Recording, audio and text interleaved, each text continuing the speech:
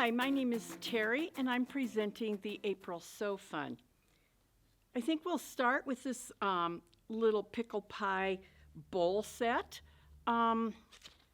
They're for microwave. They're called microwave bowl buddies. They come in several sizes, and I made all of them except the extra large because I only have a 9.5-inch hoop, and the extra large was a 10.5.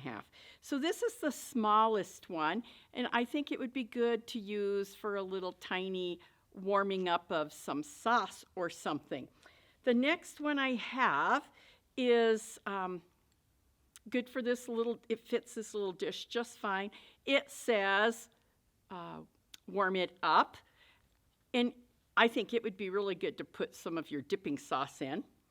The next one says Bon Appetit, and it fits this size of a bowl. And the last one I did, which was for the 9.5-inch hoop, is for a cereal bowl. It says hot stuff in the bottom of it, so that's why I put the chili flakes in there. When you put it in your microwave, it's got Wrap and Zap, which we brought in for you to get if you would like the Wrap and Zap. When you take it out of the microwave, you just hold on to the little edges here, and your bowl, even if it's hot, will not hurt you. I made a little sample of this that shows how you do it. So it's done in the hoop. It's got the Wrap and Zap here. It quilts it first. Then you put the back piece on the back of the hoop, you tear it away, and you have this nice pocket here to just turn everything around. We also brought in an expert turning tool, which helps you poke in the corners so they are nice and flat. So these projects don't take very long, and they'd be a cute little project to give to one of your friends for a special occasion or something. The next project I did was called Atkins Designs Cash and Carrie. These are really cute little bags. I loved making them. We brought in the RFD fabric so you could carry it in your purse and they can't scan your information off of any of your cards. This one here is a long one. It would be perfect just to put dollars in. So, you know, sometimes you want to have some money stashed somewhere. You could stash it right in here. This one here has a little pocket on the front and on the back, so you could put credit cards in there. Your change can go inside.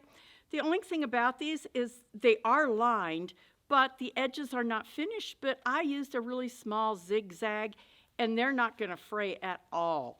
So they turn out really cute. This one here is just a regular size, no pockets on it. They have you finish your zipper ends with the little zipper tabs on both ways. This one here, you hooked two of them together, and then you turned it. It was done very easily, and you turned it around, and they're hooked in the center here. So the instructions were very clear and easy to understand as well. It doesn't take long to make, and they're a great little gift idea as well.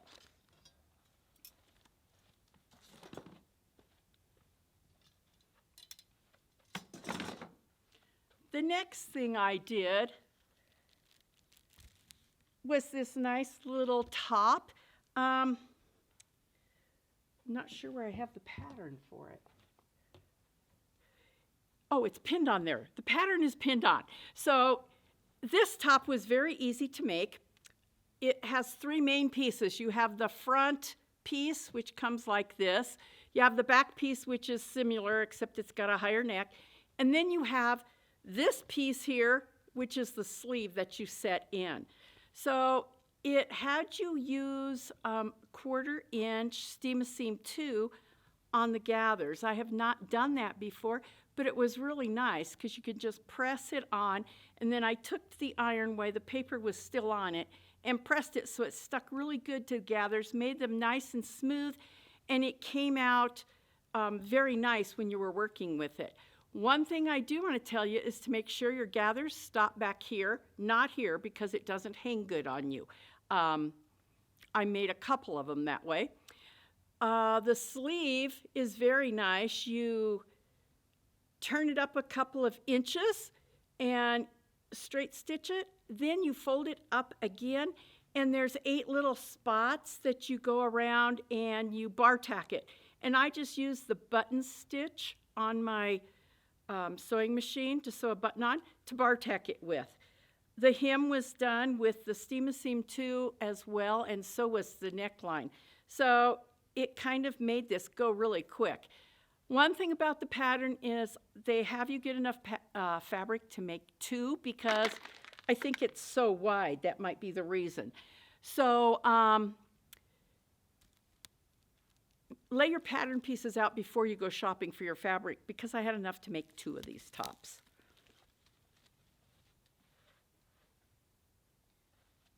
The next pattern I did was this dress. It comes in several different lengths. You can make a tunic version, and it would not have the pockets, which are split here at the side. It also has a maxi length on it.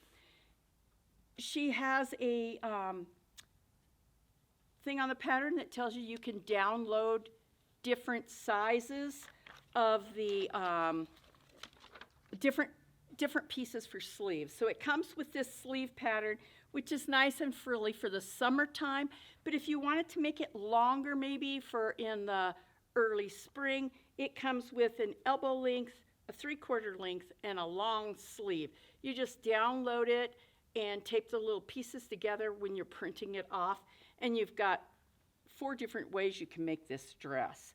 I did raise the neckline a little bit, so you may want to raise your neckline if you don't like showing too much. So I did do that. I used the Steam-A-Seam 2 along this seam as well, and then I used a double needle to top stitch here. The sleeves were also done with the Steam-A-Seam 2 as well as the hem. So I don't know, using Steam-A-Seam 2 on your patterns must be a new thing. I have never done that before, but it works out really nice and works up really well.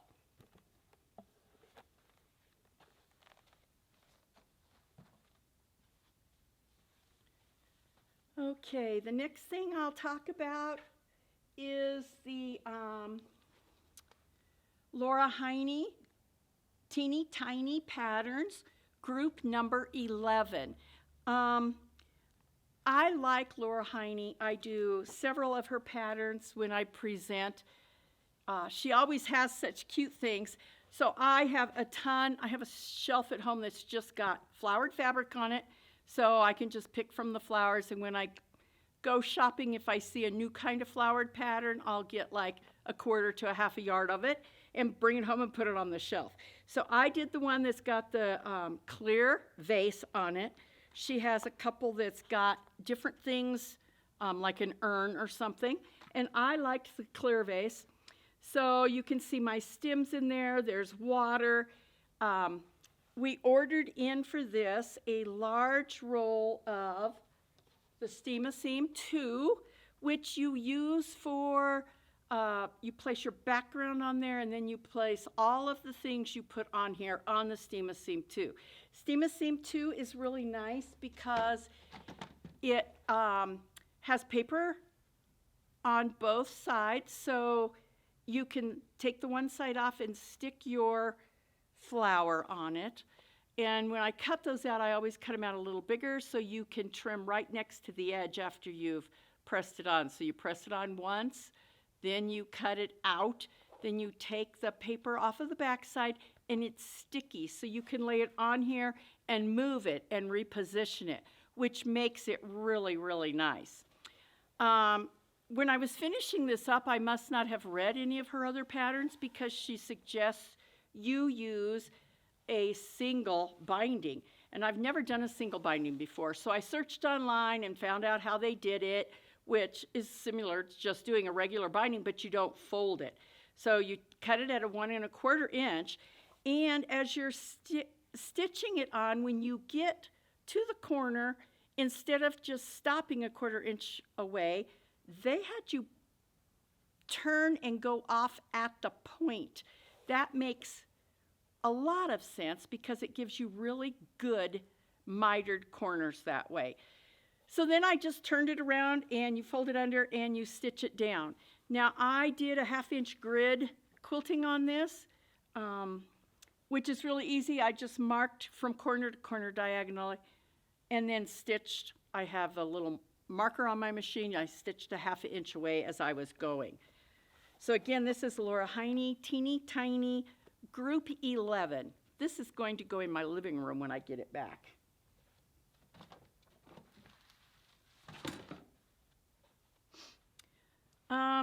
The next project I'll show are these, which Mallory ordered in, and Debbie made them in the office.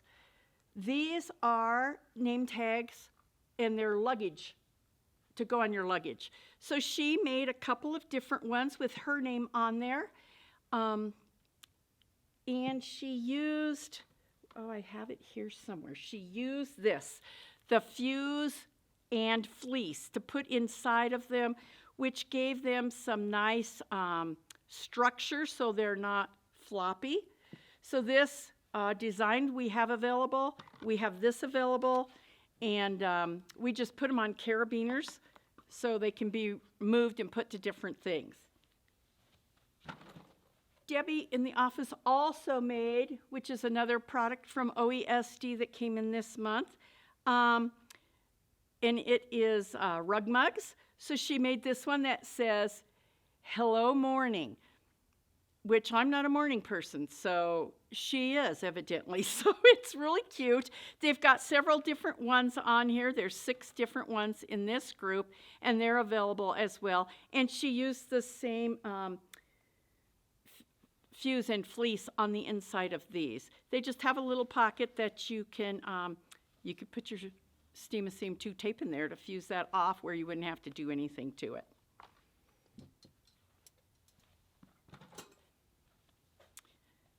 Okay, the next project I worked on is called Top of the Table. This has 17 different patterns in it, and each pattern is done by a different author. So, a different designer. So the author of this book who put it together asked the same questions of each designer. For instance, she asked, how many chairs are around your table most often? And if you could sit around the table with 2 or 3 other quilters, who would they be? She asked, what grabs your attention most when you're looking at quilts? So she asked every single person who designed in this book the same questions. It was very interesting to read them. I enjoyed that a lot. The first thing I did in the book is called Charmingly Recycled. I started making bags about 10 years ago, and I was using denim jeans, and all my friends brought me denim jeans, so I have 2 great big buckets full of denim jeans. This they had made as a small centerpiece, and I thought it would be great for placemats. I brought the instructions. The first thing you do is draw a circle, which the pattern is in the book for the circle. So you draw a circle on your denim. You can see where my magic marker was. You cut your circle out. Then you take a 2.5 inch square and put in the center of the circle, and you sew diagonally from corner to corner. Then you sew all of your squares together like this. Then when you've got them all sewn together, you will do the rows, so they will also be sewn that way. Then you just fold it like a cathedral window and top stitch a 1/4 inch away from the edge. Now I washed mine because I want them to have that frayed look. They were very fun to make, and I think they'd be great for on your picnic table, for in your camper, and there's no batting in them, and they went together really fun. I enjoyed doing this project. And they didn't cost anything because everything was already done at home. The next thing I did was Stars at Play. This designer, in the book, she gave you the triangle you need. So she has you cut the squares, you cut them in half, sew them, then you have this triangle. I had a 60-degree ruler at home, and I just measured where the bottom of this was so I could use it to cut my squares apart afterwards. So it was very easy to do with that. These pieces here, I just copied that off on my printer, and then I used them there for the edges. So this quilt was fun. I did need to pay attention how I laid things out so I got my stars at the right places, but I thought it turned out really cute, bright, and cheery. There are some other patterns in here I thought about making. This one here has this centerpiece, and they made it in different sizes. So you can have a really long one, or you can make this centerpiece smaller, and it would fit on a smaller table and not hang over. I really liked this design as well. And then back here, they had one called Cinnamon and Sugar, but I didn't have enough browns to make that, so I didn't do it, but I will make it in the future. It's really a cute book. So this is called Top the Table by Moda.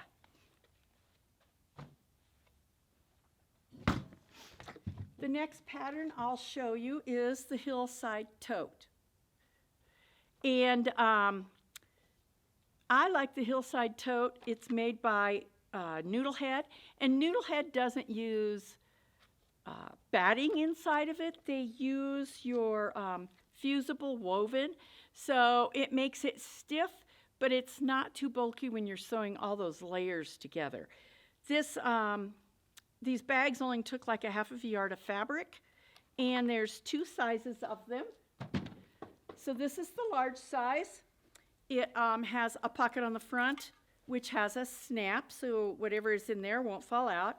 It's got two pockets on the back where you stitch it down the middle.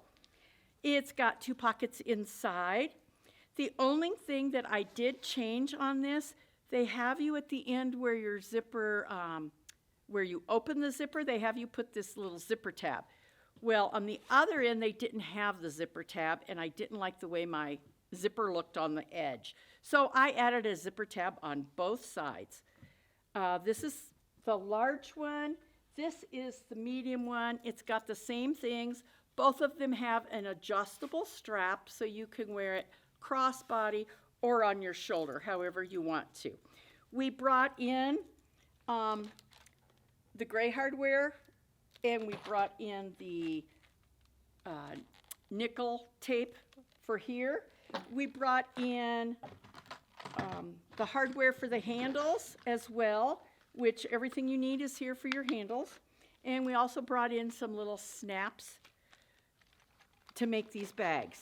They didn't take a long time. They do have a page in there that tells you cut this size, and it's got a little tag. So I did copy that off on my machine and cut it apart. And as I was cutting this out, I put all those tags on there, which makes it go together a lot easier. You're not guessing on what you're going to need next.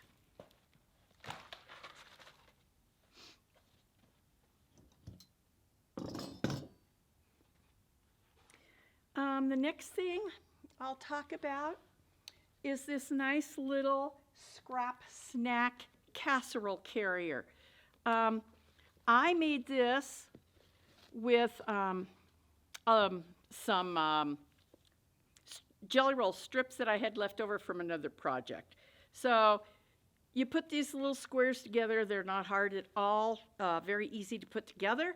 Then you have like a fat quarter that you use for the inside.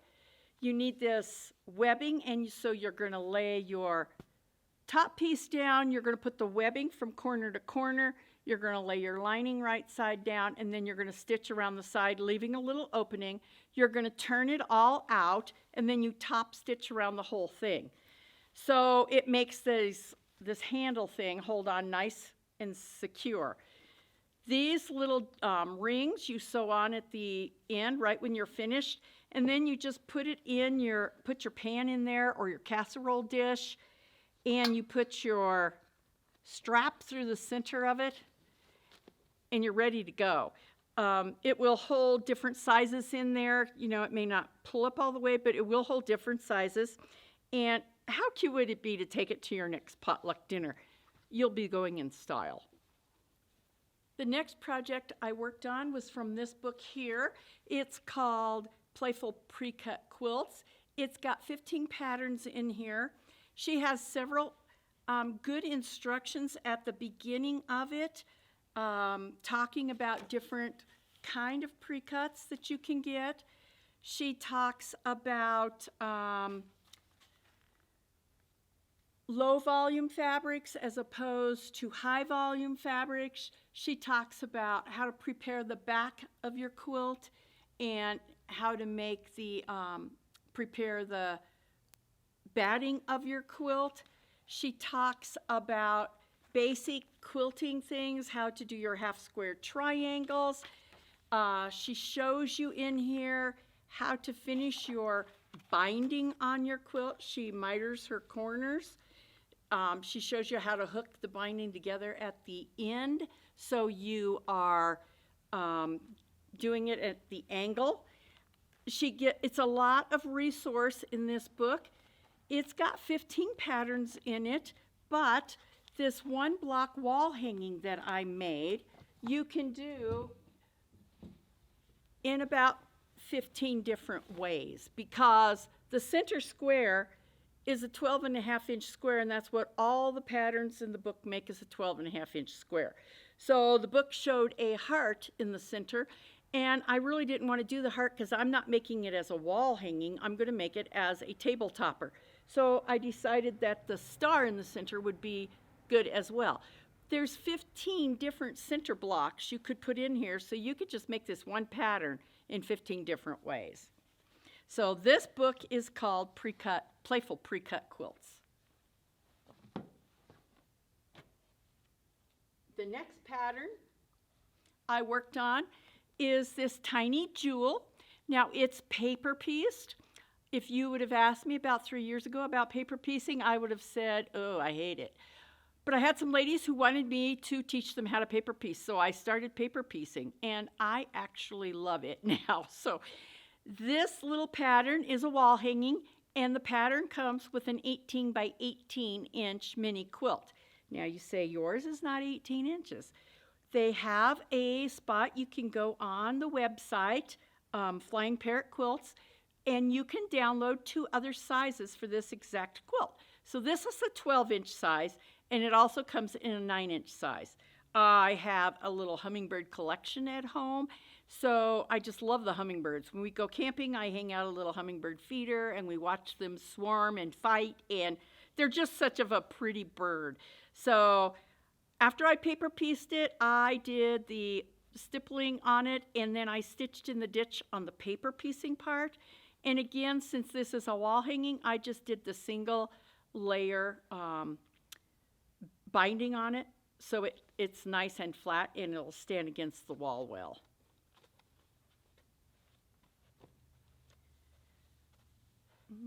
We have some samples here that are interesting.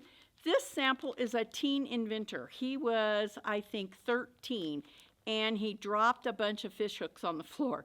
So using a clothespin and some magnets and stuff, he started out working and figured this out. So he's still a teenager to this day. He's not, I don't think he's even 18 yet. And he's made this. It is so nice. It opens up. Should I take it out? It opens up, and you can pick up anything. So you put this over what you spilt, you open it up, and it picks them all up because the magnet is right here. So it centers right there and picks them up. And then you just take it over to where you want to put it, and you undo it, and they fall off. So it was a cute little idea for a teenager to come up with. We also brought in, because I'm doing paper piecing, we brought in the paper piecing paper that you can run through your printer. It works really good. It's easy to tear off. we brought in a glue stick and glue stick refills. What I like about these refills is they're colored, and when you put it on the paper, you can see the color, so you know exactly where you've had your glue stuck on there. So it works really good for paper piecing. These are a smaller tip than one of your big glue sticks you buy, so it's nice for small pieces in paper piecing. We have brought in the little 1/4-inch ruler for the paper piecing, and we brought in 505 spray for you to use as you're getting ready to quilt your pattern. This works really well. I lay my backing down on the floor. I spray the batting, and I lay it down on top of the backing, and then I smooth it really, really good. This can be sprayed in the house. You don't smell it. Then I spray the other side of the batting and put my top over the top of it. So that's how I make my quilted sandwich for when I am quilting and I'm going to be embroider quilting with it. I already showed this little turner. We also brought in these cute little gypsy heart stickers, which make your rulers not move. I like the brand of ruler that doesn't move to begin with, but I have so many of the old ones, I'll never replace them all. So I use some of these. You've got a heart on the outside, and on the inside there's a smaller piece. So they're perfect to put on the back of your rulers.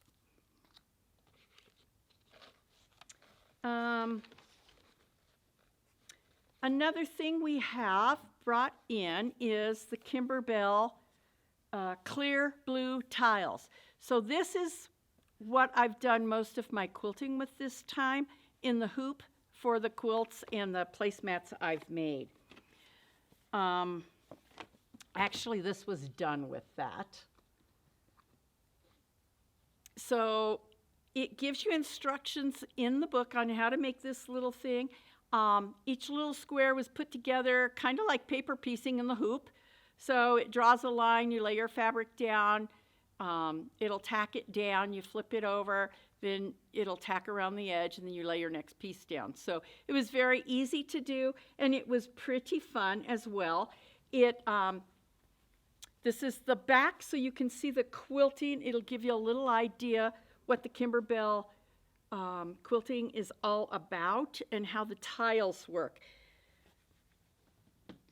So when you get your container, it comes with this book that gives you all your instructions. It comes with this little box, and it's got your USB stick with all your design files on it, 2 water dissolving pins, and 2 little flip bracelets that you can use to roll your quilt up as you've got it under your arm of your machine. And then it comes with all of the tiles, the clear blue tiles. So it comes with several sizes. There is an extension size to this that you can order as well, but I'm pretty sure if you just have this one, you'll be perfectly happy with it. So it explains in the book that a 4x4-inch quilt will not quilt a 4x4 design, and that is because it would be running into your frame. So it tells you what size the 4x4 will take, a pattern that is 3.87 by 3.87. That's what they have designed these tiles. So they have you get online or get in your book that came with your machine and figure out what size design your 4x4 will take. And for their 4x4 quilting hoop, mine will do a 3.93. And I could use the 2x2, the 2x4, the 4x4, all of those different tiles to quilt with. There's 2 ways that you can do the quilt. They have the clear blue tile folder, and when you open up the one, it will take you to, the block by block folder, which has you quilt your block as you're going, and you trim away the batting from the seam so you can put the quilt together. I prefer doing the quilt the other way, layering it like I told you with the spray, and then using the clear blue tiles. These are the designs that come with the clear blue tiles. There's a winter one, a spring one, just plain swirls, fall, summer. There's one that's just loops. There's border swirls, border loops, and then they have bitty blocks. So let me show you how this works. Here is a sample of marking it with your clear blue tiles. Let me get a tile out. I had the 6x8 tile right here. So this tile I marked here. So when you lay out your quilt, if you're going to use different sizes, they have a little square right here, and you mark it right on your quilt, 6x8. So you will know what size hoop you need to have when you're going to hoop this. They also have the center spot and an arrow so you know where the top of your design goes. You mark the corners and the side edges of it. So you mark that, I'm all done. The next one I'm going to do, I did a 4x4. Let's see, the 4x4 is right here. Well, here's a 6x4 that I did. The 6x4, I think I put right here, 4x6. So it fit there just fine. I marked it with the design going this way. Then I had a 4x4 I did, a 1x2. I did 2x2, which is the itty bitty blocks. And what I really like about the Kimberbell thing is no matter what size block you put on here, they have made the size of the quilting consistent. So when you turn it around, you have no clue that there were all those different blocks on there, because even the itty bitty ones, the B, is the same size as it is up here. So they've done a really good job of doing that with their quilting. I really like it a lot. And another thing I have learned, we did not bring in magnetic hoops, but we do have them available if you order them through your store. The magnetic hoop is one of the best things there is when you're quilting. So you lay your quilt, all the layers in there. You put the magnetic hoop on there, a little bit better than that. And when you're quilting with the magnetic hoop, you are allowed to move the quilt if you need to a little bit by just pulling on it, because it doesn't pull it out of shape. It's all in shape, and it works really well. So then all you have to do is find where your center point is on your design. I always check my corners as well before I start, and then you just quilt it. Then when you're done, I simply take my hoop off and I put it over the arm of my machine. Then I move my design up, place the thing back on there, figure out where the center is of my design, and do it. It's very easy. It is very quick, and I like the size and the consistency. You don't have to worry about lining the start and the finish up. You don't even notice that it's not an end-to-end quilting. It just looks like it's a complete overall quilt. The next project I worked on is another paper piece pattern. It's called My Kind of Town. This is it. I ordered in a light box this time. A lot of ladies in my paper piece class have used them. So the light box is a nice flat screen. It has a bright light when you plug it in, and it comes with a grid that is all the way on it, and you can cut it and it's self-healing. Well, we also ordered in the one that doesn't have a grid on it, which is what I used for my stuff.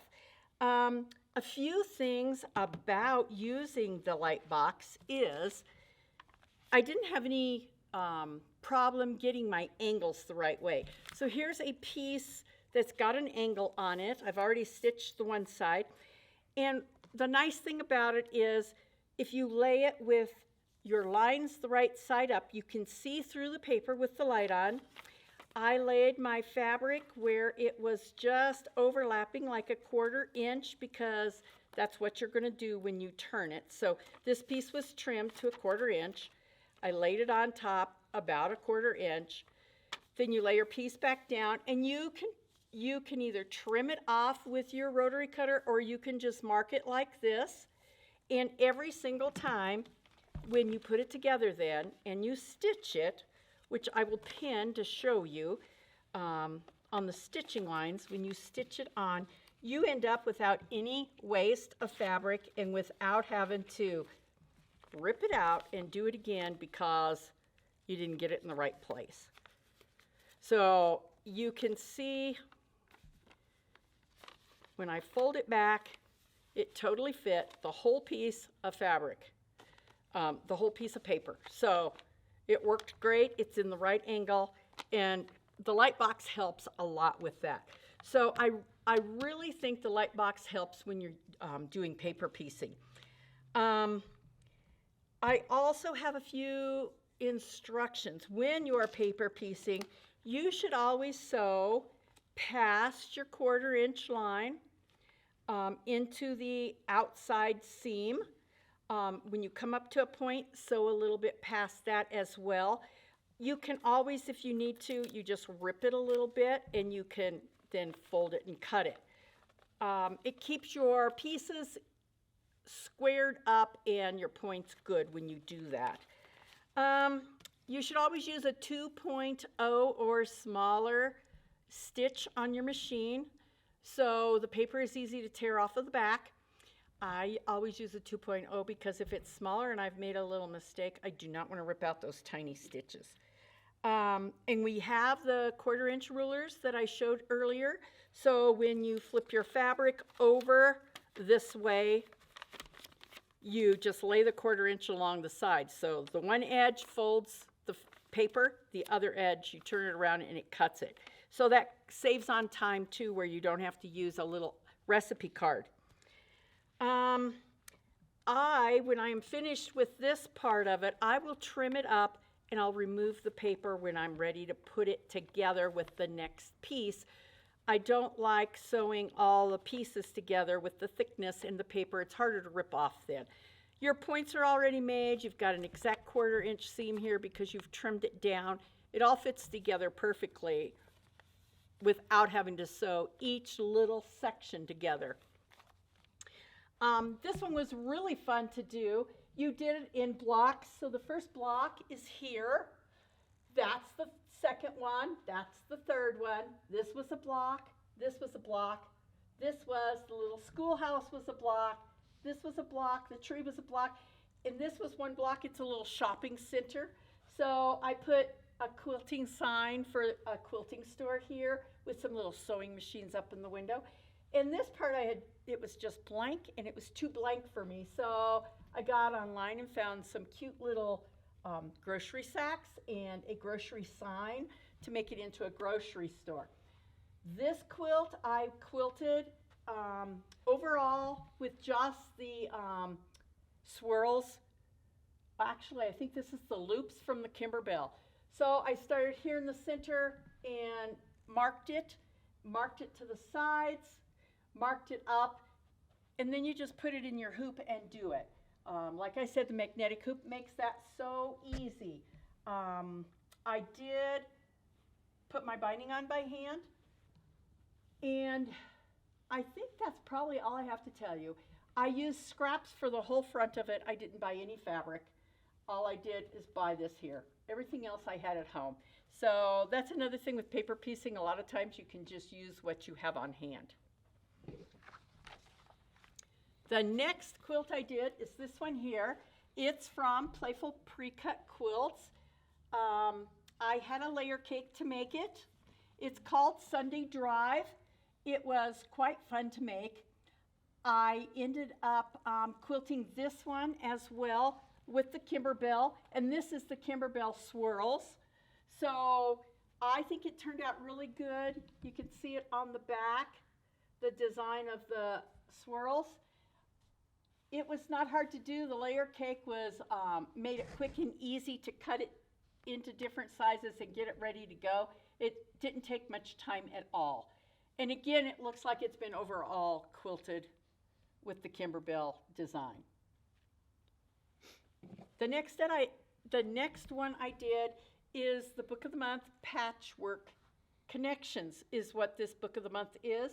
I read this in December on vacation, and when I got home in January, I did it right away. So it's been a while since I've done it.